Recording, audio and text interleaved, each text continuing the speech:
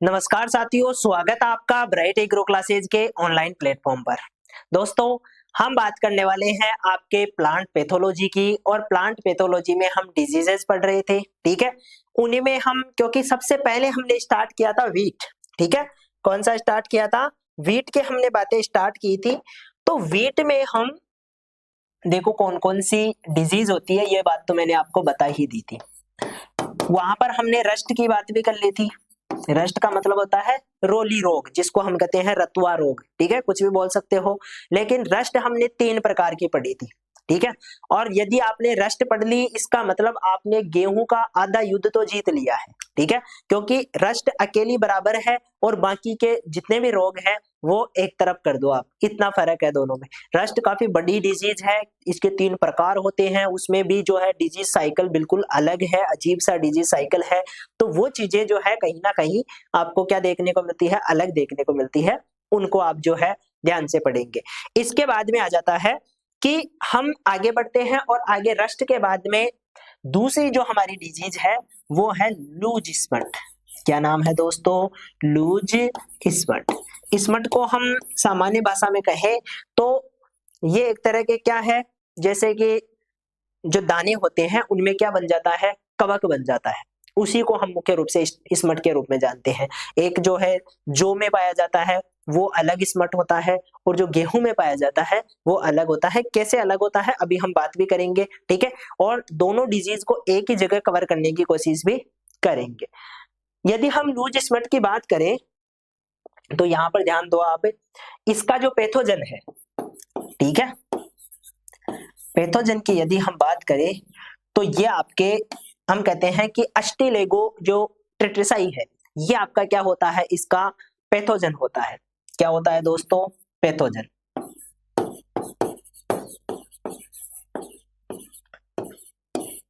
Tritici.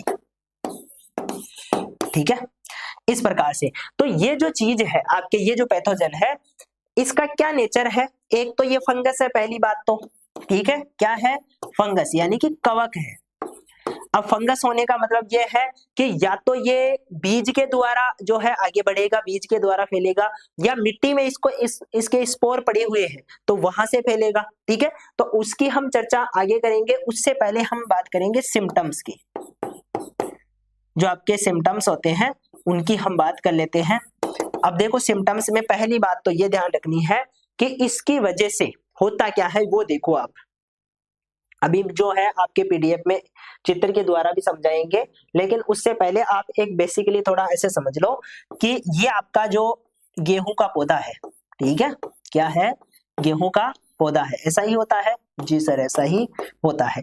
इस गेहूं के पौधे के जब बालियां आएगी तो पहला लक्षण तो ये देखने को मिलेगा कि लक्षण आपको बालियां आने के बाद में ही दिखाई देगा, पहले नहीं देख सकते आप। ठीक है, जो बिल्कुल हम बारीकी से देख पाएंगे वो यही लक्षण नजर आएगा कि पौधा थोड़ा छोटा रह गया है सामान्य पौधे से, और उसके बालियां क्या हो चुकी है, थोड़ी सी जल्दी आ चुकी है।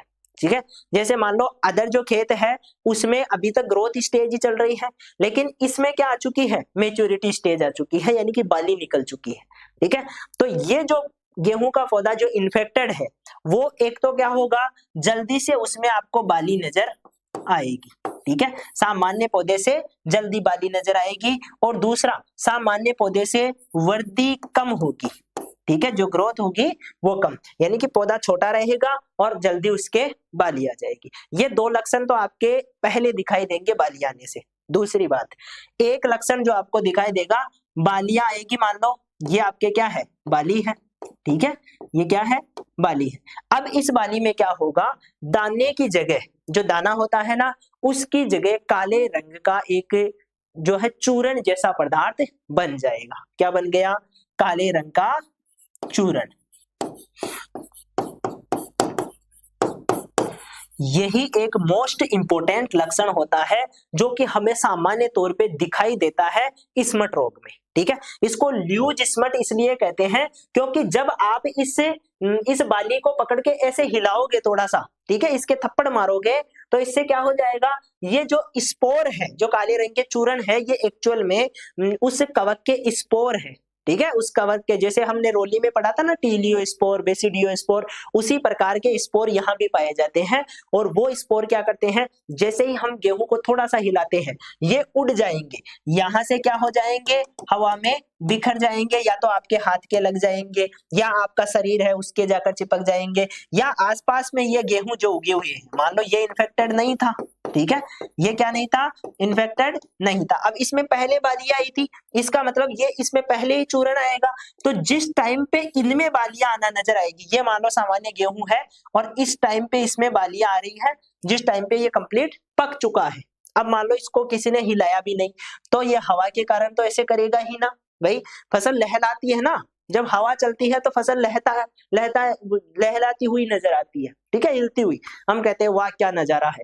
वो जो नजारा है उस टाइम पे क्या होगा, ये जो आपका पौधा है जो इन्फेक्टेड है उसके स्पोर उड़कर कहाँ आ जाएंगे, जो साफ पौधा है, अच्छा पौधा है, उसकी बाली पे आकर चिपक जाएंगे, ठीक है। अब जैसे ही ये आकर चिपकेंगे तो इस दाना, क्योंकि ये कच्ची अवस्था में है अभी, तो इस दाने के अंदर जाकर बैठ जाएगा, इसका जो स्पोर है वो दाने के अंदर, या तो दाने के ऊपर चिपक जाएगा, या जो भ्रूण होता है, एम्ब्रियो होता है, उसके अंदर जाकर बैठ जाएगा शांति से, क्योंकि इसे पता है अभी कुछ नहीं करना है हमें, अभी तो क्या करना है, शांति से यहाँ बैठना है। और कब तक बैठा रहेगा, अगले सीजन तक। मान लो आपने यहाँ से इसको काट लिया, ठीक है, पूरा पौधा ही काटते हैं वैसे तो, लेकिन यहाँ से काट दिया, इसके गेहूं के दाने आपने हार्वेस्ट कर लिए, अलग कर लिए, और अब की बार इन्हीं को आपने ग्रो किया, तो ये क्या करेगा, जब तक पौधा ग्रो हो रहा है तब तक तो इस पौधे के तने में वृद्धि कर रहा है, ये बढ़ता जा रहा है, और जैसे ही पौधे में आगे आकर बाली आई, ठीक है, बाली का निर्माण हुआ, जैसे इस पौधे में हुआ था वैसे ही इसमें हो जाएगा, और काला काला चूर्ण किसकी जगह बन जाएगा, दानों की जगह बन जाएगा। तो ये सबसे ज्यादा इंपॉर्टेंट लक्षण है। पहला लक्षण, वृद्धि कम होती है, पौधा छोटा रह जाता है। दूसरा लक्षण, बालियां जल्दी आ जाती है, ठीक है, ये लक्षण है। और तीसरा इंपॉर्टेंट लक्षण है, काले रंग का चूर्ण बनता है दानों की जगह, जो कि थोड़ी सी हवा चलते ही, या मान लो कोई दूसरा कांटेक्ट में आ जाता है, उसकी वजह से वो उछलकर किस पे चले जाते हैं, स्वस्थ पौधे पर चले जाते हैं, और वहां जाकर इन्फेक्शन कर देते हैं। जैसे ही अगले सीजन में हम दोबारा से उस पौधे को लगाते हैं, उसमें वही काले रंग का चूर्ण बनता है और फिर से फैल जाता है। इस प्रकार ये साल भर साल बढ़ता ही रहता है, ठीक है। तो इसका कंट्रोल करना जरूरी है। कंट्रोल कैसे कर सकते हैं, तो एक तो कल्चर प्रैक्टिस ये है कि जैसे ही हमें काले काले रंग के दाने, क्योंकि पूरा मेच्योर होने से पहले इसकी जो झिल्ली होती है वो फटती नहीं है, दानों की झिल्ली, वो पूरा मेच्योर हो जाएगा उसके बाद में फटेगी। कभी आप गेहूं के खेत में गए होंगे तो ये नॉर्मली दिखा होगा, एक दो पौधे में दिख जाता है नॉर्मली। तो जब हम जाते हैं तो जो काले काले रंग की जो आपकी बाली होती है, उसके थोड़ा सा भी यदि हवा भी चल जाती है तो वो या तो बाली पूरी पहले ही जड़ चुकी होती है, ठीक है, या तो सिर्फ बाली का डंठल नजर आता है, और यदि है तो वो किस अवस्था में होगा, चूर्ण की अवस्था में होगा, और उससे पहले की अवस्था है तो इसका मतलब ये झिल्लियों में अभी बंद है। तो इसी अवस्था में इसको तोड़कर मिट्टी में दबा दो, क्या कर दो, मिट्टी में दबा दो, क्योंकि इधर उधर गिराओगे ना तो स्पोर वापस उड़ जाएंगे। तो सबसे बेस्ट आइडिया है इसको मिट्टी में दबा दो। क्या सर ये मिट्टी में जो दबा रहेगा तब इन्फेक्शन नहीं करेगा क्या, ये अगले सीजन में इन्फेक्शन कर सकता है, लेकिन ये क्या रहेगा, जैसे ही इसका सीजन कंप्लीट होगा हम मिट्टी पलटेंगे तो ये ऊपर आ जाएगा सॉरी, ये ऊपर आ जाएगा और ऊपर सूर्य के कांटेक्ट में आएगा, सूखा रहेगा तो इसके स्पोर मर जाएंगे धीरे धीरे, इस प्रकार की प्रक्रिया हो जाएगी। तो ये जो आपके है आपको ध्यान रखना है, ल्यूज स्पॉट में इस प्रकार के लक्षण नजर आते हैं। सर इसमें रोग चक्र कैसे चलेगा, तो रोग चक्र बिल्कुल सिंपल है, क्योंकि रोग चक्र आपके रस्ट डिजीज का ही सबसे बड़ा है और सबसे अलग है, बाकी सब में इजी वे में है। इजी वे में कैसे, इसमें हम ये कहते हैं दो चीजें लिखते हैं किसी भी रोग चक्कर में, ठीक है, यहाँ पर ही मैं बात कर लेता हूँ।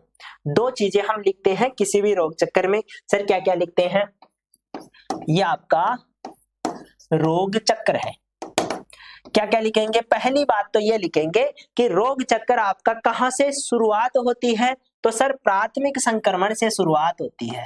किससे होगी, प्राथमिक संक्रमण से। तो सर इसमें प्राथमिक संक्रमण का काम कौन कर रहा है? इसमें ये काले रंग के जो चूर्ण है ये क्या कर रहे हैं, यहाँ आकर इन्फेक्शन कर रहे हैं, तो ये ही प्राथमिक संक्रमण का भी काम करेंगे। ठीक है, तो ये जो चूर्ण है जिनको हम स्पोर बोल रहे हैं, ठीक है, ये स्पोर आपके प्राथमिक संक्रमण का काम करते हैं। क्या द्वितीयक संक्रमण इसमें होता है? द्वितीयक संक्रमण इसमें नहीं होता है। क्यों नहीं होता है? क्योंकि हम कह रहे हैं ना भाई, एक बार फैलने के बाद में अब ये यहाँ जाकर बैठ जाता है, इसको इन्फेक्टेड नहीं करता है इस पौधे को। ठीक है, तो दूसरा इन्फेक्शन तो हुआ ही नहीं, एक ही बार इन्फेक्शन हुआ। ठीक है, तो प्राथमिक इन्फेक्शन का ही काम होता है, दूसरा इसमें होता ही नहीं है, इसीलिए ये रोग ज्यादा फैलता नहीं है। ये एक गेहूं में होगा तो अगली बार 5 गेहूं में और हो जाएगा, इतना ही फर्क पड़ेगा। ऐसा नहीं है कि एक बार हो गया तो पूरे खेत में ही हो जाएगा, ऐसा नहीं होता है। तो ये इतना घातक रोग नहीं है, ये चीज आप ध्यान रखोगे।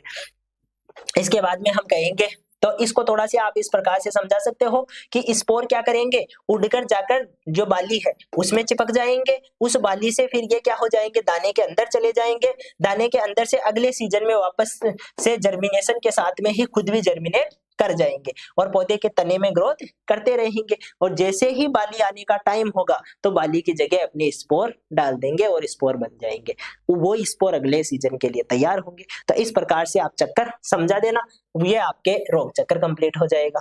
इसके बाद में आ जाता है मैनेजमेंट कैसे करना है। ठीक है, तो मैनेजमेंट के लिए मैंने कल भी बताया था आपको सारी चीजें कि 3 प्रकार के मैनेजमेंट हम करते हैं। कितने प्रकार के? 3 प्रकार के। सर कौन कौन से हैं? एक कल्चरल करेंगे, जो बालियां हैं उनको काटकर दबा देंगे। दूसरा क्या करेंगे? दूसरा केमिकल यूज कर सकते हैं जिसमें फंजीसाइड इस्तेमाल करते हैं, और तीसरा होता है बायोलॉजिकल जिसमें हम ट्राइकोडर्मा इस्तेमाल कर सकते हैं, और रोग रोधी किस्में भी हम इस्तेमाल कर सकते हैं। ये आपका क्या हो जाता है, इसका मैनेजमेंट हो जाता है। ठीक है, तो सारी बातें समझ में आ गई क्या? बिल्कुल समझ में आ गई। इसके बाद में एक और जो रोग है, क्योंकि एक तो इस रोग की बात करेंगे और साथ में एक रोग की हम और बात कर लेंगे, वो रहने वाला है आपका करनाल बंट। ठीक है, उसकी भी हम बात करेंगे। उसके लक्षण मैं आपको बता देता हूं एक बार। ठीक है, लक्षणों में हम ये कहेंगे कि वो सीधा सीधा, उसमें आपको ना तो पत्ते पे लक्षण नजर आएंगे ना तने पे लक्षण नजर आएंगे। लक्षण जो होंगे वो किस पे नजर आएंगे? दाने पे। ठीक है, किस पे नजर आएंगे दोस्तों? दाने पे नजर आएंगे। सर दाना कैसा हो जाएगा?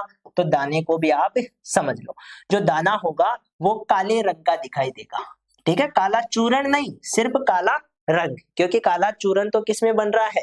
आपका जो लूज स्मट है उसमें बन रहा है। यहाँ पर सिर्फ काले रंग के जो धब्बे हैं वो नजर आते हैं, या मान लो जो दाना होता है वो थोड़ा सा क्या हो जाता है, डैमेज हो जाता है, उसका कोई भाग है जो काला होकर वहां से निकल जाता है, हट जाता है। इस प्रकार के जो लक्षण है वो दानों पे नजर आते हैं मुख्य रूप से, और यही लक्षण आपके विशेष होते हैं किसके लिए? करनाल बंट के लिए। ठीक है, तो इन सब की हम चर्चाएं कर लेते हैं, और सबसे पहले हम बात करते हैं अस्टिलेगो टेट्रिसाई की, यानी कि आपके लूज स्मट की। ठीक है, सारी बेसिक बातें मैंने बता दी आपको, क्या क्या लिखना होता है ये पहली क्लास में हमने डिस्कस कर लिया था। पैथोजन लिखना होता है, सिम्टम लिखने होते हैं, उसके बाद में हमें रोग चक्र समझाना होता है, और लास्ट में मैनेजमेंट की बातें करनी होती है। ये इंपॉर्टेंट पार्ट होते हैं जो कि आपके प्रत्येक रोग में आपको ध्यान रखने हैं। यहाँ पर आ जाओ, लक्षण जो दिखेंगे, पहला तो हमें पहला लक्षण क्या दिखेगा? Early heading. देखो अर्ली हेडिंग का मतलब बालियां जल्दी आ जाना।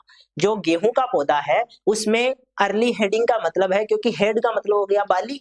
ठीक है भाई, बाली आती है उसमें तो बाली क्या हो जाती है? जल्दी आ जाती है सामान्य पौधे से। मान लो सामान्य पौधा है वो अभी ग्रोथ कर रहा है, वो बढ़ रहा है, लेकिन जो इन्फेक्टेड पौधा है जिसमें रोग कारक है वो क्या करेगा? जल्दी से अपनी छोटी अवस्था में ही क्या लेकर आ जाएगा? जो बालियां है वो बना लेगा।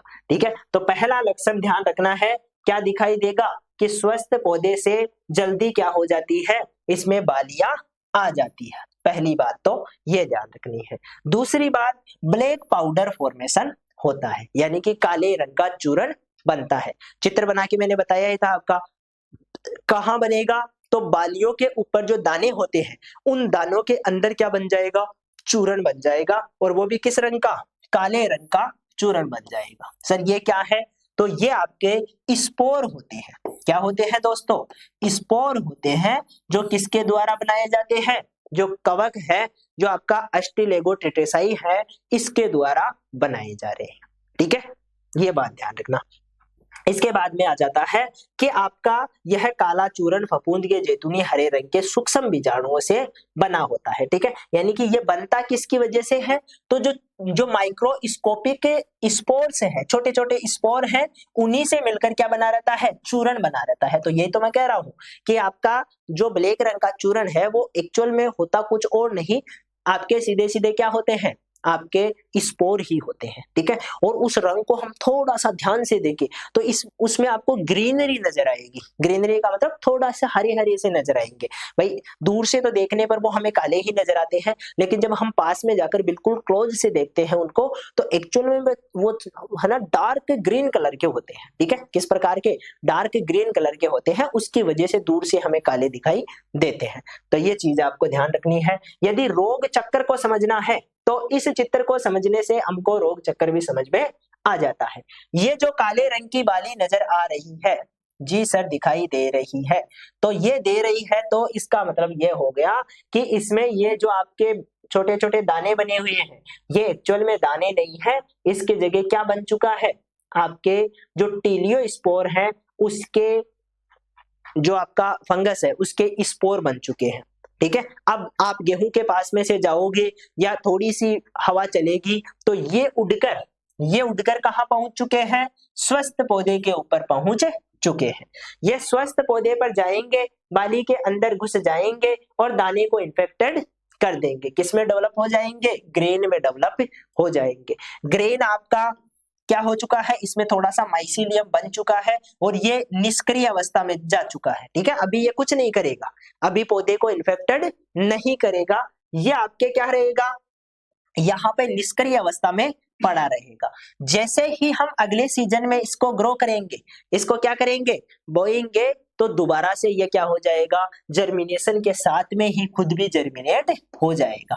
खुद भी क्या करेगा, जैसे ही पौधा जर्मिनेट होता है, गेहूं जर्मिनेट होगा, उसके साथ में ही खुद भी उसके तने के अंदर अपनी ग्रोथ स्टार्ट कर देगा, क्योंकि उसे भी तो वहां पर बाली पे जाना है ऊपर, वहां पर नहीं जाएगा तो स्पोर कैसे बनाएगा। तो यहां से स्टार्ट किया और स्टार्ट करके इसने क्या बना लिया, प्लांट में अपना माइसीलियम तैयार कर लिया और वो माइसीलियम आगे चल के क्या बना लेता है, जो ग्रेन की साइट है जहां पर हम जो दाने लगते हैं, गेहूं की बाली आती है, उस बाली में क्या कर देगा, आपके इन्फेक्शन कर देगा, स्पोर बना देगा।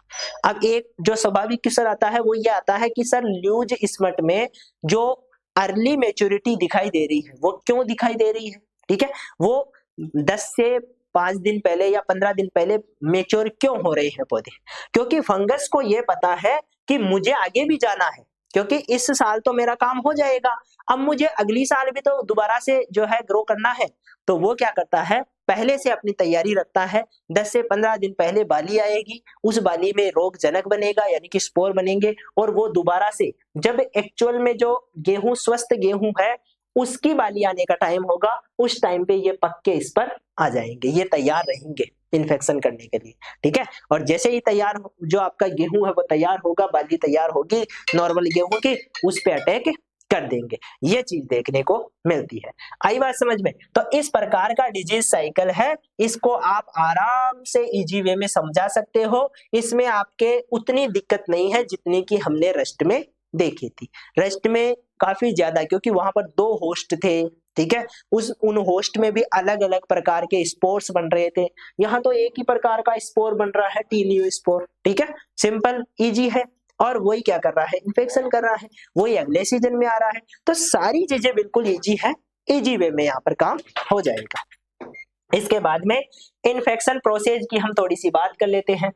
स्पोर्स जो है हवा के द्वारा या किसी भी वे में क्या करेंगे, इन्फेक्टेड प्लांट, वो हेल्दी प्लांट के फ्लावर पे चले जाएंगे, पहली बात। दूसरी बात, ये क्या करेंगे, जर्मिनेट होंगे ओवरी एंड स्टिग्मा में, leading to the seed infection. Seed में इन्फेक्शन करके जो आपके जब जर्मिनेशन होगा तो ओवरी और स्टिग्मा के साथ में ही खुद भी क्या कर जाएंगे, जर्मिनेट कर जाएंगे, ठीक है। फिर क्या हो जाएगा, fungus remain doormat inside the seed, seed के अंदर फंगस पड़ा रहेगा, ठीक है, सीड के अंदर क्या हो जाएगा, पड़ा रहेगा, और नेक्स्ट सीजन का इंतजार करेगा। कि आने दो भाई, मेरा टाइम आने दो, फिर बताता हूं तुमको, ठीक है। तो अभी तो ये क्या है, सुसुप्त अवस्था है इसकी, अभी ये दाने में पड़ा रहेगा, और जैसे ही दाने को अगली बार हम बोएंगे तो ये दोबारा से क्या हो जाएगा, ग्रो हो जाएगा, ठीक है। फिर जब हम अपॉन क्या करेंगे, germination, the fungus spread with in the growing plant and reach the flower part, जो है साथ में, प्लांट के साथ में ही ग्रो करता है, और कहां तक पहुंच जाता है, फ्लावर के, जो पौधा का जो फ्लावर है उस तक पहुंच जाता है, और वहां जाकर वही काम करेगा जो पिछली बार किया था, जो दाने होते हैं उसकी जगह अपना स्पोर बना देगा, ठीक है। ये सारे काम किसकी वजह से होते हैं, जो आपके अस्टिलेगोटिटिसाई है उसकी वजह से। एक तो इटियोलॉजी में, क्योंकि एक ही प्रकार के स्पोर बन रहे हैं, तो एक ही प्रकार के स्पोर हम ध्यान रखेंगे, ओनली जो अलाइव ब्राउन है, ब्राउन कलर के ओवल शेप अंडे जैसे स्प्रिकल या गोल प्रकार के क्या होते हैं, आपके स्पोर बनते हैं, और ये स्पोर नमी में अंकुरित होकर 4 कोशिकीय माइसीलियम बनाते हैं, ठीक है। क्या बनाते हैं, 4 कोशिकीय माइसीलियम, यानी कि जो है 4 कोशिका वाला माइसीलियम तैयार करते हैं, और वो फैलता फैलता पौधे में पहुंच जाता है। दूसरी तरफ इन्फेक्शन प्रोसेस, ये में हमने डिस्कस कर ही ली कि जो ओवरी होती है, स्टिग्मा होती है, उसमें बाली के टाइम पे जो स्वस्थ पौधा है उसमें बाली आ रही है, ठीक है, ये मान लो बाली है, और इस बाली में अभी क्या होता है, गेहूं में जो है हम ये कहते हैं कि उसमें क्लिस्टोगेमी पाया जाता है, ठीक है। क्या होता है कि फ्लावर खुलने से पहले ही उसमें पॉलिनेशन हो जाता है, ठीक है, लेकिन फ्लावर खुल तो जाता है ना, हल्का सा खुलता है, तो उस टाइम पे ये क्या करते हैं, स्टिग्मा के द्वारा अंदर चले जाते हैं, अंदर जाकर बीज में बैठ जाएंगे, और वहां पर डोरमेंट स्टेज में चले जाएंगे, फिर अगले सीजन में आएंगे, फिर तबाही मचाएंगे, इस प्रकार की। तो सीड बोर्न और सिस्टेमिक डिजीज है, ठीक है। क्या होता है, सीड बोर्न, और ये पहली बात तो सीड बोर्न और सिस्टेमिक डिजीज है, ये ध्यान रखना है। तो ये रोग आंतरिक रूप से बीज जनित, या तो बीज के द्वारा फैलेगा, या सिस्टेमिक जो है वहां पर मिट्टी की वजह से भी फैल सकता है। फफूंद बीज के भीतर छिपी रहती है और अंकुरण के बाद सक्रिय हो जाती है, पहले बीज में छिपी रहेगी, उसके बाद में क्या हो जाएगी, सक्रिय हो जाएगी। सिस्टेमिक का मतलब यहाँ पर यह होता है दोस्तों कि पूरे पौधे में फैल जाएगी, ठीक है। सिस्टेमिक का मतलब क्या होता है, पूरे पौधे में। भाई जो है आपका जो मिट्टी है, सोइल बोर्न नहीं है, ये ध्यान रखना, ठीक है। क्या नहीं है, सोइल बोर्न नहीं है। तो अस्टिलेगो जो आपका टेट्रासाई है वो सोइल बोर्न नहीं होता है, यानी कि इसके स्पोर यदि मिट्टी में गिर जाएंगे तो मिट्टी में वो प्रभाव नहीं डालेंगे, ठीक है। तभी तो हम इनको मिट्टी में दबा रहे थे, अभी कह रहे थे ना, बाली जब नजर आती है तो उस बाली को काटकर हम क्या कर देंगे, मिट्टी में डाल देंगे, मिट्टी में दबा देंगे, तो वहां पर ये प्रभाव नहीं करेगा, क्योंकि ये किसके द्वारा फैल रहा है, बीज द्वारा। जो सेकेंडरी स्प्रेड है, दूसरा जो फैलाव है, देखो 2 चीजें हैं, एक प्राइमरी इनोकुलम और सेकेंडरी इनोकुलम, ठीक है, दोनों चीजें अलग अलग है। और यहाँ पर जो प्राइमरी इन्फेक्शन स्प्रेड और सेकेंडरी स्प्रेड, भाई पहले तो फैला किसकी वजह से, सीड बोर्न यानी कि बीज की वजह से, और दूसरी बार फैल रहा है किसकी वजह से, टीलियोस्पोर की वजह से। तो स्प्रेड 2 प्रकार के हो सकते हैं, लेकिन यहाँ पर इन्फेक्शन एक ही बार होगा। इन्फेक्शन क्या होगा दोस्तों, एक ही बार होगा, और वो ये वाला ही होगा, क्योंकि ये तो पहले से हो रखा था। इन्फेक्शन यहाँ हो रहा है एक्चुअल में, यही जाकर आगे दोबारा से जो बनाएंगे, रोग बनाएंगे, तो वो चीज ध्यान रखना, ठीक है। बाकी वाइंड, हवा के द्वारा उड़कर टीलियोस्पोर नए पौधे पर पहुंच जाते हैं, ये बेसिक बात है। इन्फेक्शन साइकिल की हम बात कर लेते हैं। तो fungus spread inside the growing suit without external symptom. होता क्या है कि फफूंद जो है पौधे के अंदर फैलती रहती है, फूल आने पर अनाज के स्थान पर काले चूर्ण का निर्माण करती है, ठीक है। यानी कि सामान्य पौधे को आप खड़े खड़े देखोगे ना कि क्या ये पौधा इन्फेक्टेड हो सकता है, तो आपको नजर ही नहीं आएगा, ठीक है, क्योंकि बाहर कुछ लक्षण नजर नहीं आ रहे हैं। यहाँ पर दो चीजें हैं, कौन सी, देखो मैंने कहा था ना, एक साइन होता है और एक सिम्टम होते हैं। तो यहाँ पर सिम्टम तो नजर आ ही नहीं रहे हैं, प्लांट तो कुछ कर ही नहीं रहा है। प्लांट क्या कर रहा है, एक तो वृद्धि कम कर रहा है, तो वृद्धि कम होने के कई कारण हो सकते हैं, ठीक है। हम सोचेंगे भाई इस पौधे को न्यूट्रिएंट नहीं मिले होंगे, इस पौधे को पानी थोड़ा कम मिला होगा, इसके वजह से कम ग्रोथ होगी, ठीक है, ये सोच सकते हैं। तो हम एक्चुअल में नहीं कह सकते कि ये रोग जनिक है, रोगी पौधा है, ये नहीं कह सकते।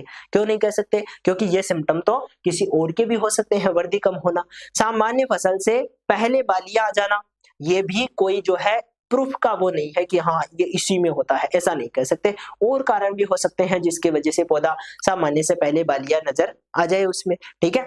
तो ये बातें हैं। तो यहाँ सिम्टम तो नजर, पौधा तो कुछ दिखाई नहीं रहा है, तो जो साइन है वो नजर आएंगे, बाद में हमें क्या नजर आएंगे, साइन। साइन क्या होता है, खुद आपका रोगजनक नजर आता है, और स्पोर क्या है, रोगजनक के है, तो रोगजनक ही तो नजर आ रहा है। वो जो काला चूर्ण है वो एक रोगजनक ही तो है, उसको हम छूते हैं तो दिखाई दे जाता है, ठीक है। उसको हम जो है अंगुली के लगाकर देख सकते हैं कि ये रोगजनक है, ठीक है। तो वो आपके क्या है, साइन है। तो यहाँ सर क्लियर हो जाता है कि सिम्टम तो नजर आ ही नहीं रहे हैं, हालांकि इन दोनों को हम सिम्टम ही मान रहे हैं, लेकिन ये एक्चुअल में हम ये सबूत के साथ नहीं कह सकते कि ये वही कारण है, और भी कुछ कारण हो सकता है, लेकिन स्पोर जो साइन दिखाई दे रहे हैं वो एक्चुअल में सबूत है कि अस्टिलेगो टेटेसाइन अटैक कर दिया है। ये चीज ध्यान रखना, वही चीज यहाँ पर भी हो रही है, इन्फेक्शन जो साइकिल है उसकी हम बात कर रहे हैं। इसके बाद में मैनेजमेंट आ जाता है। मैनेजमेंट में एक तो ये है कि जो आपका हम ये कहते हैं ना फिजिकल मैनेजमेंट हम कर सकते हैं या कल्चरल कर सकते हैं, तो ये फिजिकल का पार्ट है। कैसे, हॉट वाटर ट्रीटमेंट कर सकते हैं, ठीक है। जैसे कि 54 डिग्री सेंटीग्रेड पर 10 मिनट के लिए बीजों को हम क्या करेंगे, डुबा के रखेंगे। अब 54 डिग्री सेंटीग्रेड टेम्परेचर है और 10 मिनट के लिए रख रहे हैं, मतलब बीज अंदर तक गर्म हो जाएगा, और जब बीज अंदर तक गर्म रहेगा तो उसके अंदर रहने वाला जो फंगस है वो मर जाएगा। वो क्या हो जाएगा, मर जाएगा। तो इस प्रकार से बीजों को हम क्या कर सकते हैं, फंगस से बचा सकते हैं यदि वो पहले से इन्फेक्टेड है तो ये बात ध्यान रखनी है। दूसरा है हम सीड ट्रीटमेंट कर सकते हैं, किसके साथ, 2 ग्राम आपका जो है विटावेक्स के द्वारा। किसके द्वारा, विटावेक्स एक फंजीसाइड होता है और उसका यूज करके हम क्या कर सकते हैं, इस रोग को नियंत्रित कर सकते हैं। तीसरा है हम फील्ड सैनिटेशन कर सकते हैं, ठीक है। संक्रमित बालियों को मिट्टी में दबा दे ताकि रोग का पुनः प्रसार ना हो। तो संक्रमित बालियां हैं उनको क्या करोगे, आप मिट्टी में दबा दोगे, क्योंकि ये सोइल बोर्न डिजीज नहीं है, ठीक है। ल्यूज Smith disease soil borne disease नहीं होती है, लेकिन आपकी रस्ट होती है। रस्ट का ध्यान रख लेना, रस्ट होती है, ये आपकी सीड बोर्न होती है, यानी कि सीड के द्वारा फैलती है, बीज के द्वारा फैलती है। कुछ वेराइटीज है जैसे कि NP 710, NP 120, ये सारी राज 22 96, ये सारी क्या है, आपके रेजिस्टेंट वेराइटीज हैं जो कि हम इसमें ग्रो कर सकते हैं। ये आपका मैनेजमेंट का पार्ट भी हो गया। इसके बाद में आ जाते हैं कर्नाल बंट, ठीक है। कर्नाल बंट एक बेसिक सा और बिल्कुल इजी सा रोग है, ठीक है। इसकी हम बात कर लेते हैं। निवोसिया इंडिका इसका क्या होता है, कोगल ऑर्गेनिज्म होता है, निवोसिया इंडिका, ठीक है। ये आप ध्यान रख सकते हो। दूसरा है यहाँ पर क्या होगा, तो प्रभाव जो नजर आएगा वो एक तो ड्यूरम गेहूं पर, एक राई पर और एक टिटिकल पर, इन तीनों पर। टिटिकल तो मानव निर्मित गेहूं है, इसको तो आप जानते होंगे। राई जो होता है इसके और जो आपका गेहूं होता है उसके संकरण से ये बना था, इनके हाइब्रिडाइजेशन से बना था, ठीक है। और ड्यूरम गेहूं जो है, डाइकोकम होता है, ड्यूरम होता है, ये अलग अलग प्रकार के गेहूं होते हैं। उनमें से ड्यूरम जो गेहूं है वो इसके होस्ट प्लांट होते हैं। डिफिकल्ट डायग्नोसिस की हम बात करें, क्या क्या दिखाई देता है, तो इसमें देखो जो अभी मैं दिखाऊंगा, अभी आपको यहाँ पर देख के ये पता चल जाएगा। देखो इसमें जो लक्षण होते हैं वो दानों पर ही दिखाई देते हैं, या तो दाने ऐसे लास्ट में काले हो जाते हैं, या स्टार्टिंग में काले नजर आते हैं, या ऐसे बीच में से काले हो जाते हैं, ठीक है। इस प्रकार के पूरे काले नजर आएंगे, उनके अंदर छेद सा हो जाएगा। इस प्रकार के लक्षण यहाँ पर कर्नाल बंट में नजर आते हैं, ठीक है। बिल्कुल सिंपल डिजीज है और सिंपल ही इसके लक्षण है। सभी दाने संक्रमित नहीं होते हैं। रोग के लक्षण पूर्ण परिपक्वता के बाद दिखाई देते हैं, जब आपका पौधा पूरी तरह से तैयार हो जाएगा, ठीक है, उसके बाद में रोग के लक्षण दिखाई देंगे, और वो भी दानों पे नजर आएंगे। कहाँ पे नजर आएंगे दोस्तों, दानों पे नजर आएंगे, ठीक है। इसके अलावा जो है आपके फ्यू ग्रेन्स पर ईयर जो आपकी बाली होती है उसमें इन्फेक्टेड होते हैं, मेच्योरिटी के बाद में नजर आते हैं। ये सारी बातें हमने कर ली है। पार्शियल इन्फेक्शन की बात करें तो थोड़ा बहुत जो इन्फेक्शन होता है उसमें हम क्या होता है, संक्रमित दाने काले चूर्ण में बदल जाते हैं। ट्राइमेथाइल एमीन की वजह से दुर्गंध आती है, ये भी एक इसका लक्षण है कि इन दानों में से, क्योंकि काले चूर्ण बना चुका है थोड़ा सा हल्का सा, ये देखो यहाँ पर काला चूर्ण नजर आ रहा है, तो ये चूर्ण बन जाता है, और ट्राइमेथाइल एमीन की वजह से इसमें थोड़ी सी दुर्गंध आती है। जब हम इनको सूंघते हैं, जो आपके दाने हैं उनको सूंघते हैं, तो उसमें क्या आ जाएगी, आपको बुदबुद सी आएगी, दुर्गंध आएगी। ये भी क्या होता है, इसी का एक सिम्टम होता है।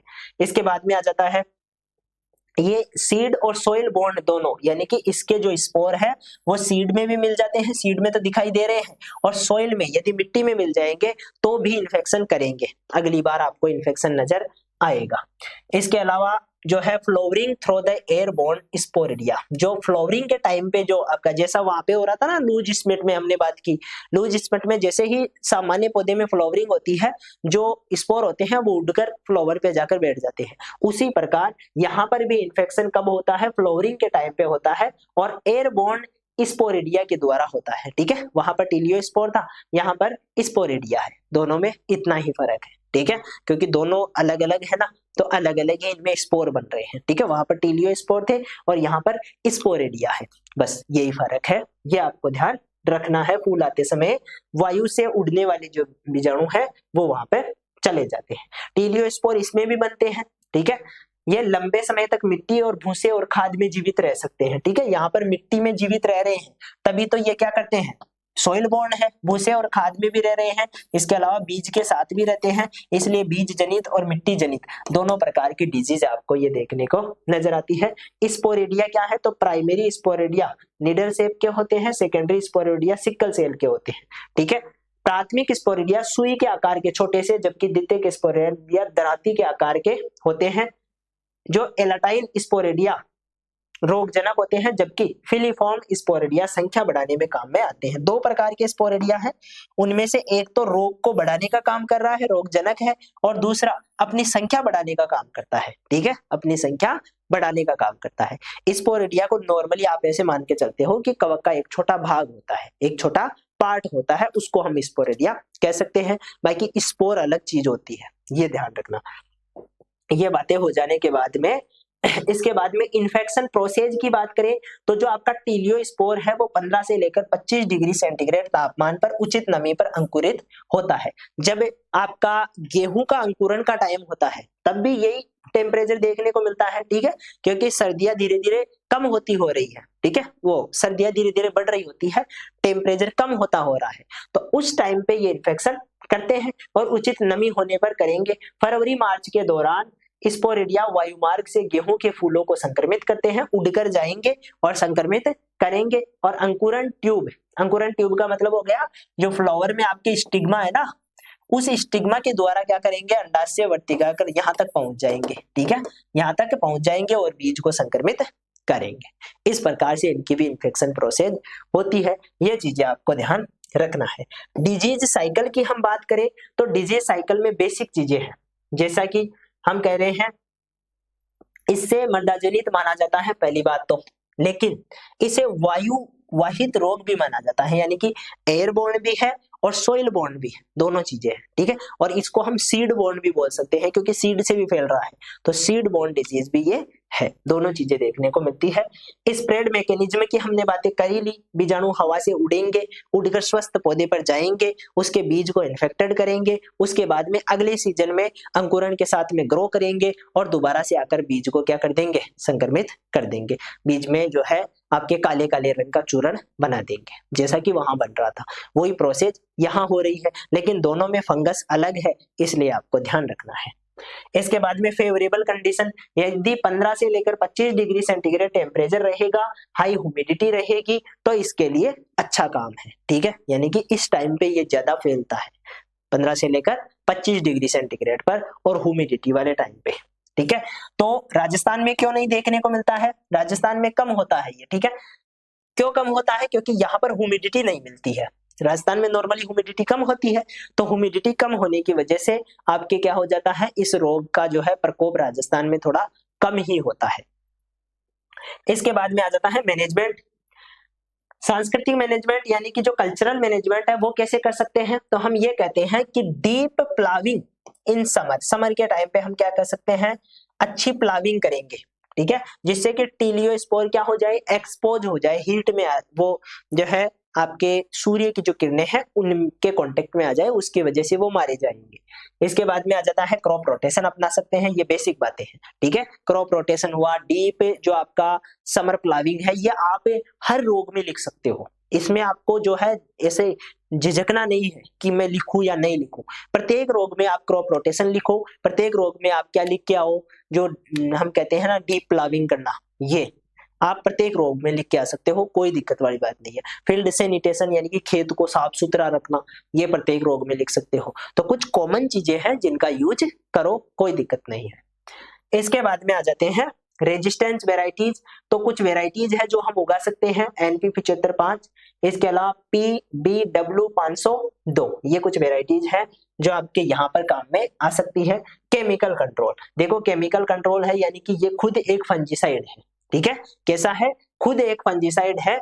तो ये क्या करता है, बूटिंग अवस्था से फूल आने तक फफूंद जो आपके कवकनाशी है उनका छिड़काव करे, क्योंकि जिस टाइम पे आपके वो निकल रही है बाली, उससे लेकर फ्लावरिंग आने तक हमें क्या करना पड़ेगा, कंटिन्यू फंजीसाइड का स्प्रे करना पड़ेगा, ताकि वो स्पोर उड़कर उसको इन्फेक्टेड ना कर पाए, ठीक है, स्वस्थ पौधे को इन्फेक्टेड ना कर पाए। तो इसके लिए हमें कंटिन्यू क्या करना पड़ेगा, फोलियर स्प्रे करना रहना पड़ेगा फंजीसाइड का। इनमें से आप कोई सा भी, चाहे बाविस्टीन हो, एग्रोजिन हो, ये कार्बेंडाजिम हो, ठीक है, बाविस्टीन को यही कहते हैं, इनमें से कोई सा भी आप, चाहे प्रोपिकोनाजोल हो, इसको हम पहले भी पढ़ चुके हैं, इनमें से किसी का भी एक का इस्तेमाल आप कर सकते हो फंजीसाइड के रूप में, ठीक है, क्योंकि फंजीसाइड लगभग सभी जो है, हालांकि कुछ विशेष रोगों के लिए कुछ विशेष फंजीसाइड होते हैं, लेकिन कुछ कॉमन फंजीसाइड है जो आप एक बार याद कर लो, उसके बाद में आप उनका काम में, उनको कहीं भी किसी भी रोग में काम में ले सकते हो।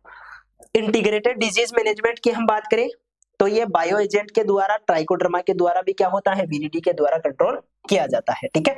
तो हम बायोलॉजिकल कंट्रोल कर सकते हैं इससे, बायोलॉजिकल कंट्रोल इससे कर सकते हैं। तो ये लिख के आ जाना, ट्राइकोडर्मा विरिडी, ठीक है। ये ऑलमोस्ट कंप्लीट क्या कर देता है, कंट्रोल कर देता है, जब हम जो आपके प्रोपिकोनाजोल है और ट्राइकोडर्मा है दोनों को साथ में यूज में लेते हैं तब। सोइल का जो उपचार है वो भी हम कर सकते हैं, इसमें पॉलीथीन मल्चिंग टेम्परेचर बढ़ाने के लिए काम में ले सकते हैं, ठीक है। और वीट का स्ट्रा भी हम जो है किसके रूप में, सोइल को कवर करने के रूप में काम में ले सकते हैं। दोनों चीजें आप मल्चिंग के रूप में काम में ले सकते हो।